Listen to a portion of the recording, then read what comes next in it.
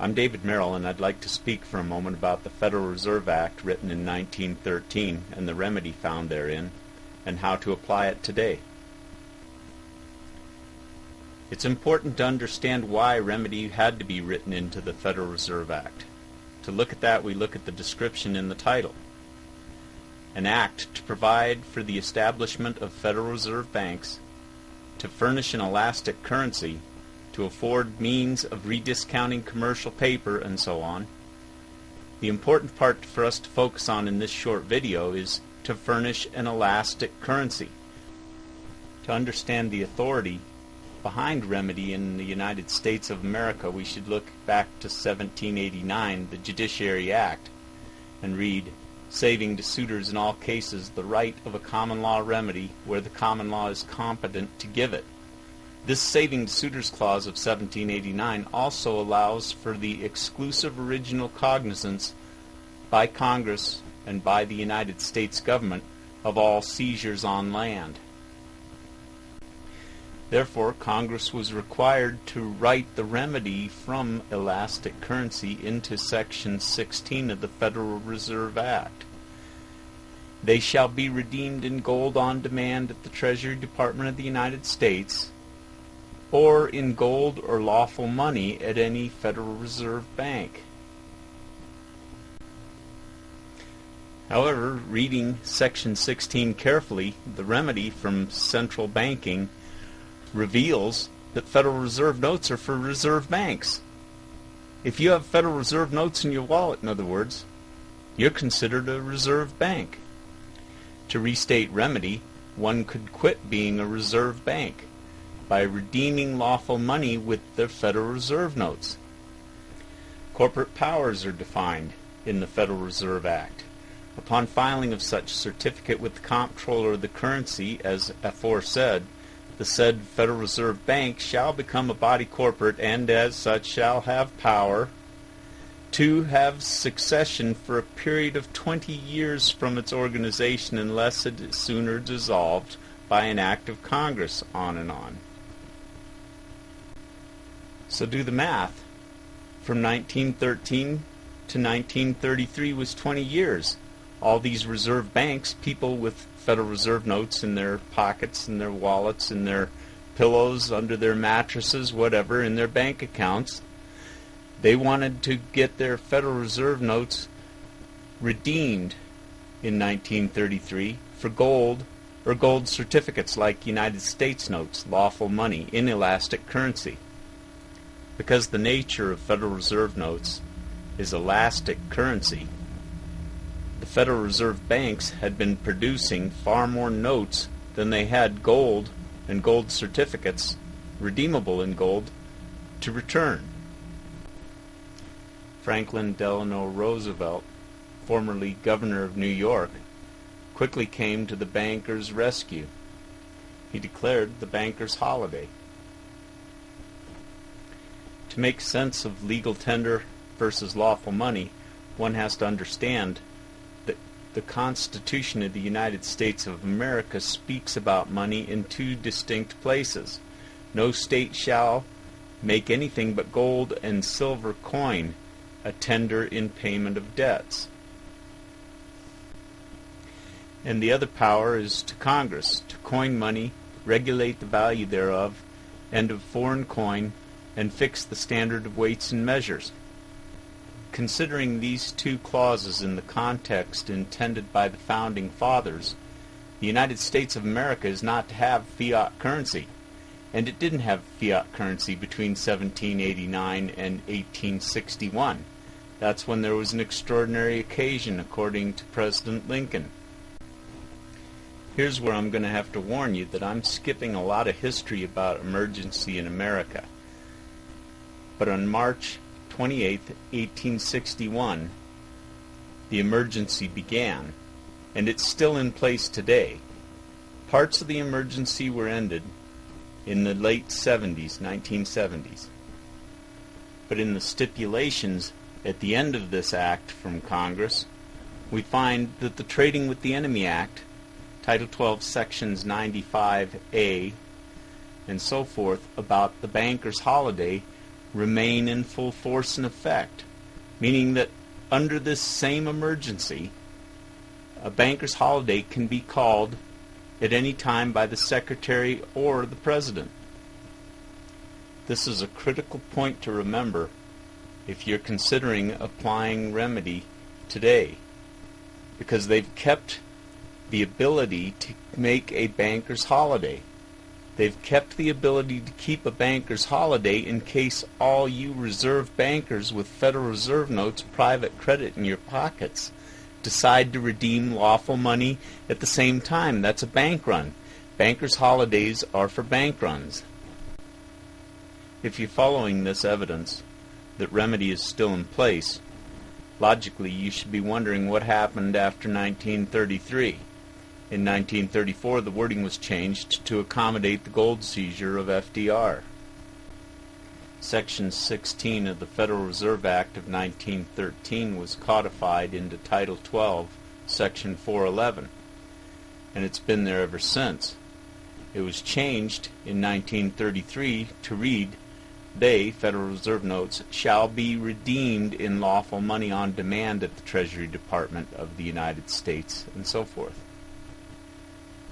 Now since then, many a patriot has marched into a Federal Reserve Bank with Federal Reserve notes demanding gold or silver coin, some sort of substance, some sort of lawful money according to that patriot's rendition of what the Constitution reads. And because of such patriots, it's become impossible to even get into the lobby of the Federal Reserve Bank under such a demand. I think it's important to explain clearly that due to the Saving to Suitors Clause of 1789, Congress cannot take away remedy. Congress had to leave remedy in place. So we have to examine inelastic currency, United States notes. The amount of United States currency notes outstanding and in circulation may not be more than $300 million and may not be held or used for a reserve. What this means is the amount of United States currency notes outstanding and in circulation is fixed. The amount of United States notes in circulation cannot be expanded upon through fractional lending. This is the difference between elastic currency and inelastic currency. For some insight into what the courts think of redeeming lawful money, let's listen to the Ninth Circuit Court. Although golden eagles, double eagles, and silver dollars were lovely to look at and delightful to hold, holder of $50 Federal Reserve banknote, although entitled to redeem his note, was not entitled to do so in precious metal. Would you listen to that? The justices of the Ninth Circuit admit this gentleman was entitled to redeem his notes. Saving to suitors in all cases the right of a common law remedy where the common law is competent to give it.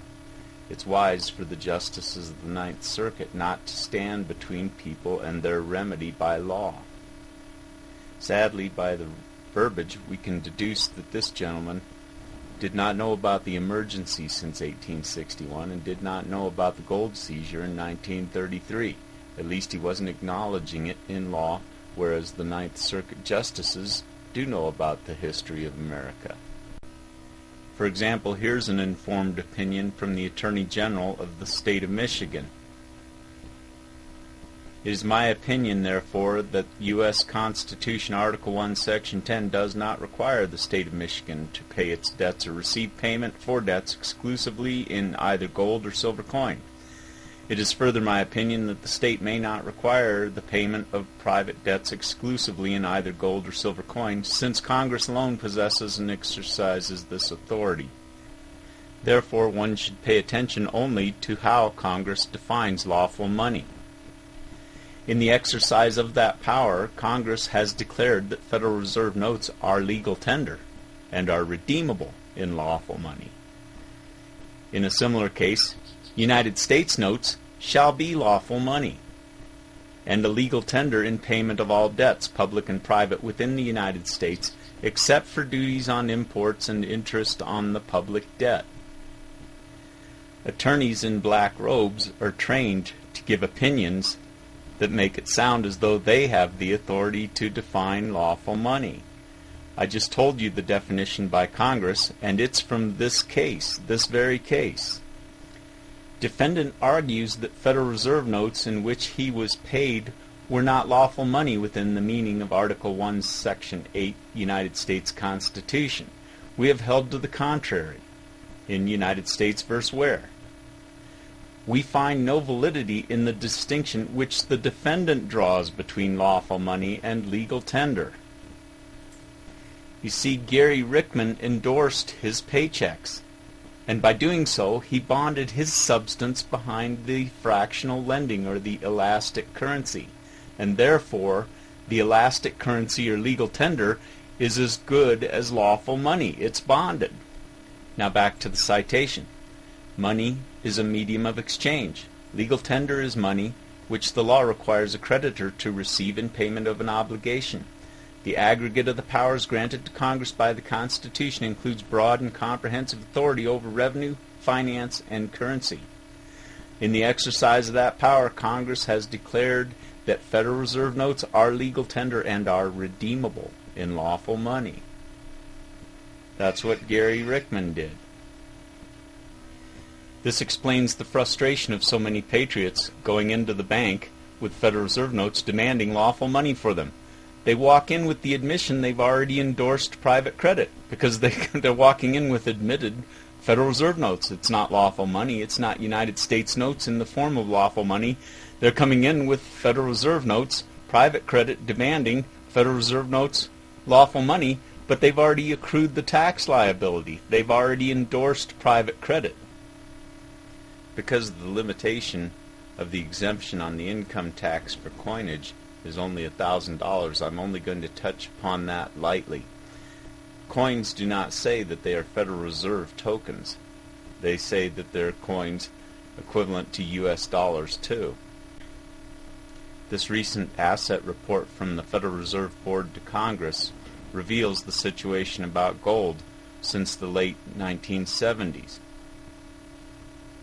Financial ministers all around the world, in amending the Bretton Woods agreements, accepted France and America's decision to go from the fixed exchange rate of gold, US dollar domestic to US dollar foreign, to a floating exchange rate, special drawing rights. SDRs are often called paper gold, and here we see that the gold in the United States, United Nations IMF Trust Fund, is still earmarked at $42.22 per ounce.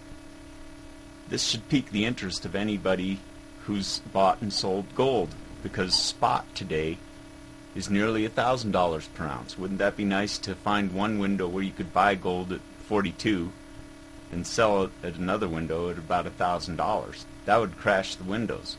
That would crash the difference between the US dollar and the Federal Reserve note. However, I intend to conclude this point about coins. The same coins, 4 quarters for instance, divide equally into US dollars as they divide into Federal Reserve notes. There's a discrepancy in the physical metaphysics of the value of the coins. Congress has stretched the metaphysics of Federal Reserve notes and United States notes to the point where if you were to tender United States notes, they could be accepted at the same face value as Federal Reserve notes, about a 20-to-1 discrepancy. Since 1933, when remedy was fresh on people's minds and they threatened a bank run by threatening to redeem lawful money instead of Federal Reserve notes, so very few people have been redeeming lawful money in the form of United States notes that on January 21st, 1971, the Treasury decided to quit putting more United States notes into circulation, simply because nobody was demanding lawful money instead of private credit from the Federal Reserve notes. Consider if you endorse private credit from the Fed with your paycheck by signing the back without any restrictive or non-endorsement verbiage. You've just accepted private credit from the Fed instead of lawful money. If you'd like to truly own a piece of property, you have to purchase it, you have to buy it, you have to pay for it in lawful money. You can't pay for it in private credit without having an obligation or a residual first lien upon that property by whoever you got the private credit from. In finding remedy, it's critical to understand the distinction between discharging a debt and buying something. If you buy something, you own it in allodium. That means you used lawful money to purchase it. If you discharge debt, there's still an obligation that resides in that item. Many well-intentioned patriots fall into the mental trap of thinking the notice of federal tax lien is part of carrying out the lien. It's not part of perfecting the lien at all. It's notice to third parties that the lien is already cured. The lien's already cured because the Treasury had first lien. And don't be fooled by a comic book designed so 10-year-olds can understand fractional lending. The Fed takes you and your substance bonding this increase in the elastic currency as serious as a heart attack. The law simply states that remedy is simple. They, Federal Reserve notes, shall be redeemed in lawful money on demand. Okay, so that's all there is to it. I found a fellow on the internet doing it with this verbiage above his signature on the reverse side. And this works rather well with tellers. They don't quite understand it, so they quickly give you your funds, lawful money, United States notes in the form of Federal Reserve notes. However, many people have found this direct approach works much better. This intrepid suitor filed a libel of review in admiralty in the United States District Courts using lawful money. He kept track of the bills. See, there's the bank notary authorizing both the bills and his true name. Congress keeping wartime provisions through the Trading with the Enemy Act for a banker's holiday sometime in the future may not be proof enough to convince you. Reading from Juilliard v. Greenman, the backbone case of the legal tender cases following the war between the states, providing that notes of the United States issued during the War of Rebellion under acts of Congress declaring them to be legal tender in payment of private debts shall be reissued and kept in circulation. The important point to get is that Congress has never enacted any legislation to take United States notes out of circulation. At the beginning I showed you Title 31 United States Code Section 5115 defining United States notes to be inelastic. Interestingly, in 1982, Congress made another revision to that same section. In the section, the words United States currency notes are substituted for United States notes for clarity and consistency in the revised title. Remember that the Constitution grants the power to remove United States notes from circulation only to the Congress, not to the Treasury. Let's pretend, though, for a moment that the Treasury does have the authority. Listen to this wording carefully.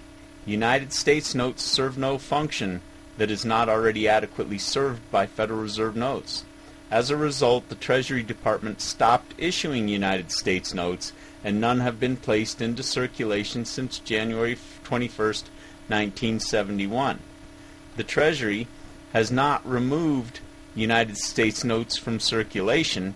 Rather, for all intents and purposes, Federal Reserve notes function adequately as inelastic currency, United States notes, when they're not endorsed. It's interesting to note that as hundreds, maybe even thousands of Americans started redeeming lawful money from their paychecks, Congress escalated the frivolous filing penalty from $500 to $5,000. A frivolous positions memorandum was issued to all IRS agents. The memorandum itemized quite a few various frivolous positions for which the taxpayer could be penalized this new $5,000 fine. Items 11 and 12 come close to the redeeming lawful money issue. Federal Reserve notes are not taxable income when paid to a taxpayer because they are not gold and silver and may not be redeemed for gold or silver. 12.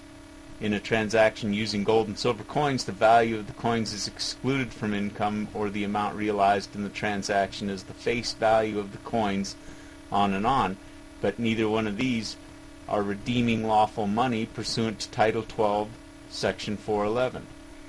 At the end of the memorandum, summarized, it says, returns or submissions that contain positions not listed above, which on their face have no basis for validity in existing law, or which have been deemed frivolous in a published opinion of the United States Tax Court or other court of competent jurisdiction, may be determined to reflect a desire to delay or impede the administration of federal tax laws, and thereby subject to the $5,000 penalty.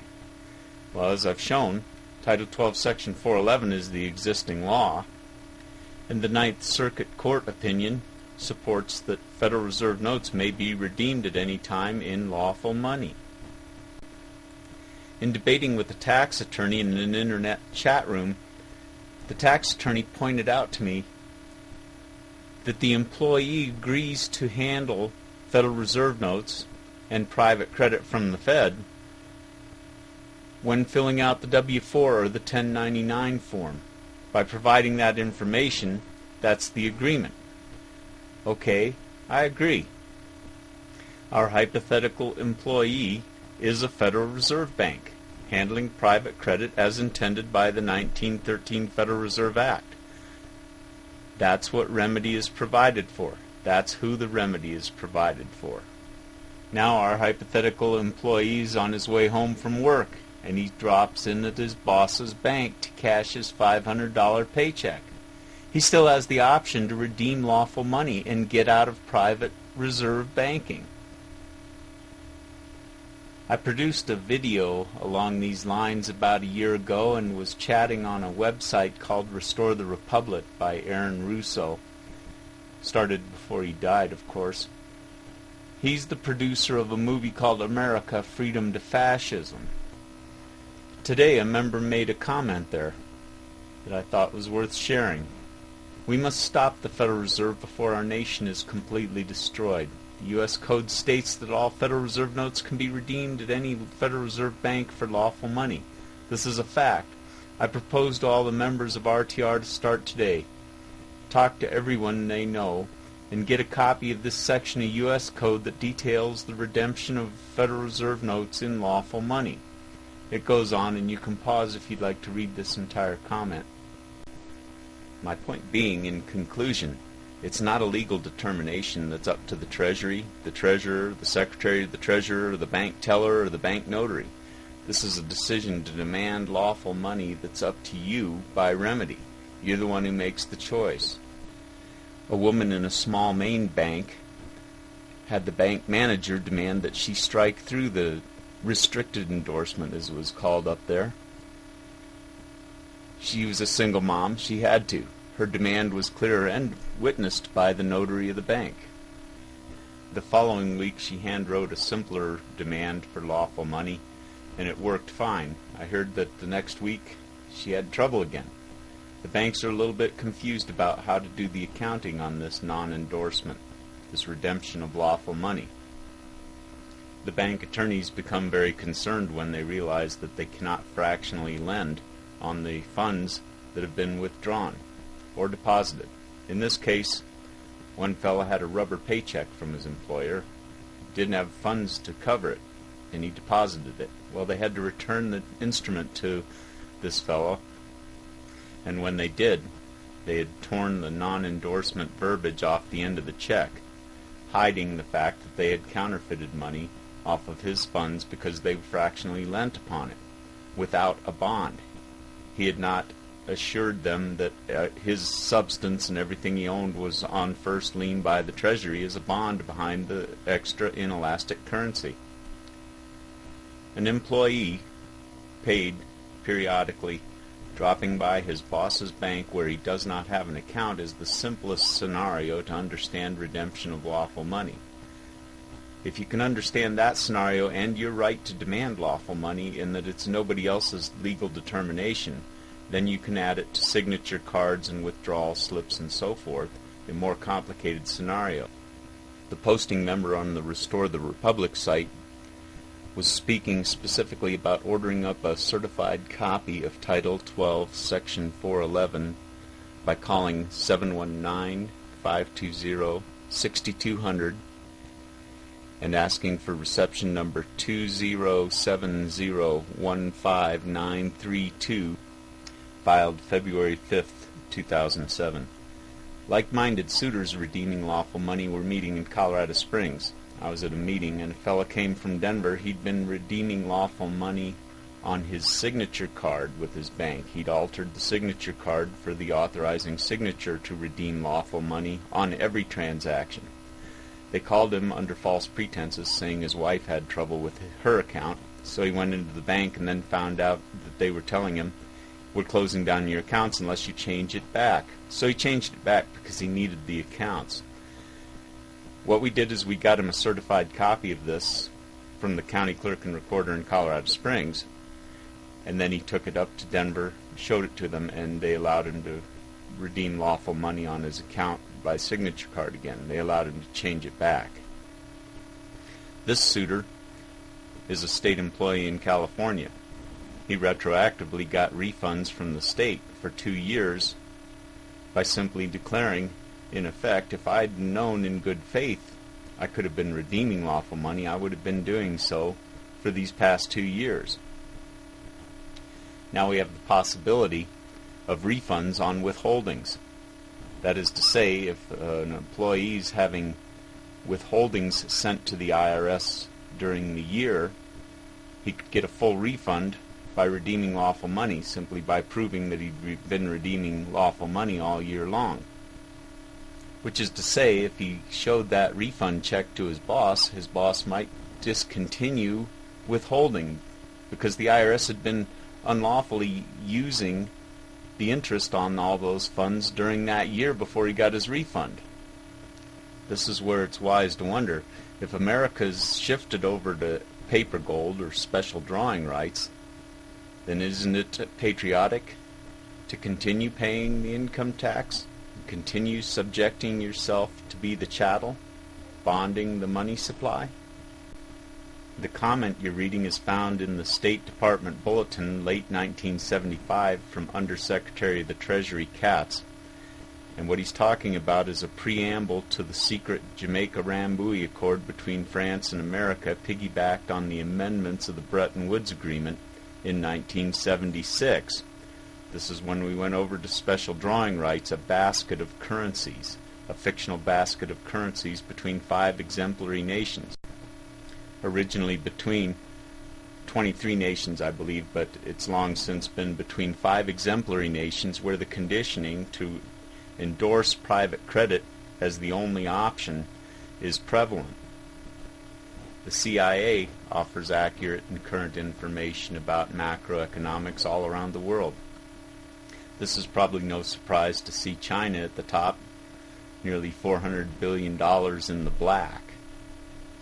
Then it might not surprise you if among the 200 or so nations listed, United States is in the bottom, nearly $800 billion in the red.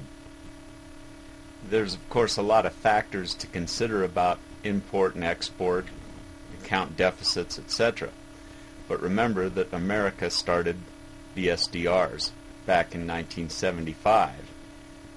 Looking at China's information, in the middle of the paragraph, after keeping its currency tightly linked to the US dollar for years, China in July 2005 revalued its currency by 2.1% against the US dollar and moved to an exchange rate system that references a basket of currencies. That's special drawing rights, SDRs. Regardless of what you might think of Ron Paul, the American people have stated what they think of the Federal Reserve by simply endorsing private credit thereof. I think Ron Paul should be commended, however, for putting legislation before the Congress on at least 2 occasions to abolish the Fed with virtually no constituency. These, of course, flopped the moment he quit talking about them. They didn't make it till the next morning. because there's no constituency. America loves the Fed because America endorses the Fed. That's their vote. They vote by signature on the back side of every paycheck. The good side of that is they do it by conditioning. Conditioning can be defeated because conditioning is a state of mind. And I hope I don't say that hastily, because conditioning can also be the most powerful thing to defeat. Our belief sets are one of our most protected assets. An outstanding example of conditioning is how few Americans will believe what they can see right there on camera, watching the Treasury Secret Service driver's left hand, and observing the simple physics, the momentum, the direction of the bullet as it hits JFK's head. It may be hard to believe, but one construction is the American people killed JFK by supporting private credit and endorsing private credit from the Fed. JFK, by executive order, was standing up against the Fed. Before the Convention of States in 1933, Franklin Delano Roosevelt admits that it's voluntary to help out. He's pleading to the people to enter their paychecks into these new forms, private credit of the Fed, to save the Fed past the 20-year charter expiration. In summary, I'd like to paint a picture of the box that you would use to paint a prosecution in the corner with on this redeeming lawful money issue. Simply put, if somebody tells you that you don't have the right to redeem lawful money, you use Title 12, Section 411 and Section 16 of the Federal Reserve Act.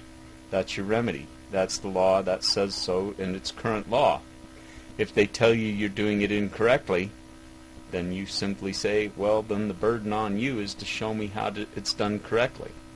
Another box to consider is that if they were to argue, well, you started redeeming lawful money in the first month of 2004.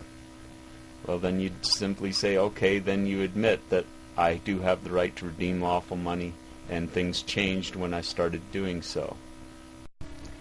But while you're establishing the record in a court of equity to begin with, try this. If I had in good faith known I could have been redeeming lawful money all along, I would have done so since my first paycheck ever.